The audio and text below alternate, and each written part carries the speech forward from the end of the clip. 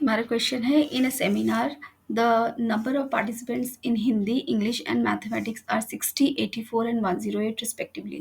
Find the minimum number of rooms required in each room.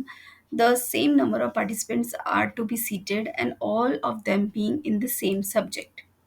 ठीक है, तो question ये है कि हिंदी, इंग्लिश और मैथमेटिक्स के ये स्टूडेंट्स आए हैं, उनके रिस्पेक्टिव नंबर्स दिए हुए हैं। ठीक है, हमें निकाला मिनिमम नंबर ऑफ रूम्स कितने रिक्वायर्ड है, और ताकि सेम नंबर ऑफ पार्टिसिपेंट्स जो है the if in each room the same number of participants up to be seated and all are being of the same subject, मतलब एक ही subject के students जो हैं वो एक रूम में रहें। तो ऐसे हमें कितने रूम्स चाहिए होंगे? तो सबसे पहले तो हमें ये निकालना पड़ेगा कि एक रूम में कितने बच्चे रहेंगे। उसके बाद हम देखेंगे कि हमें टोटल कितने नंबर ऑफ रूम्स चाहिए। ठीक है, ये तो 2 चीज़ें निकालनी है।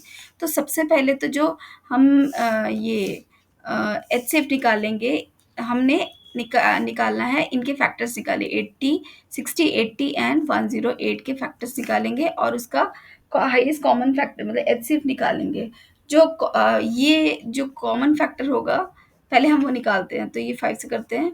5 1 5, 5 2 10, 3 4 12, 2 2 4. Then it is 84. Then 3 2 6, 3 8 24. Then 7 4 28. Then 2 2 4. Then we have is 108.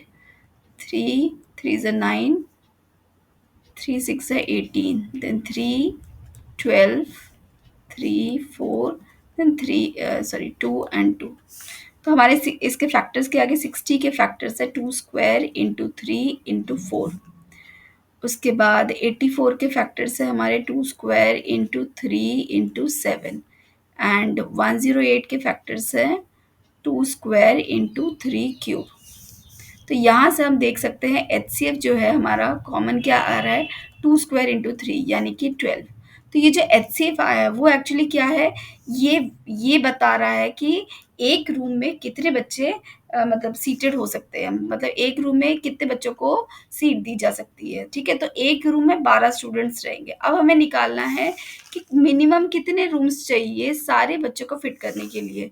ठीक है, तो वो कैसे निकालेंगे? अब हमें ये पता है कि एक रूम में जो है all are being of the same subject, एक रूम में जो है सारे स्टूडेंट्स जो रहेंगे, एक रूम में जो स्टूडेंट्स रहेंगे वो एक ही सब्जेक्ट के रहेंगे। यानी कि अगर मैं एक देखती हूँ कि 60 स्टूडेंट्स हैं हिंदी के 60 स्टूडेंट्स हैं। ठीक है, तो अगर एक रूम में 12 स्टूडेंट्स रह रहे हैं तो हिंदी के स्टूडेंट्स को कितने रूम चाहिए, तो वो 12 से डिवाइड करेंगे तो ये आ रहा है आपका 5। उसी तरह से हम देखते हैं इंग्लिश के टोटल स्टूडेंट्स कितने हैं, 84। और उसको मैं अगर एक रूम में अगर 12 स्टूडेंट्स हैं इंग्लिश के, तो हमें इंग्लिश के स्टूडेंट्स के लिए टोटल कितने रूम चाहिए, तो वो हो जाएगा आपका, ये हो जाएगा आपका 4 डिवाइड करेंगे 7। एंड देन मैथमेटिक्स के लिए देख लेते हैं।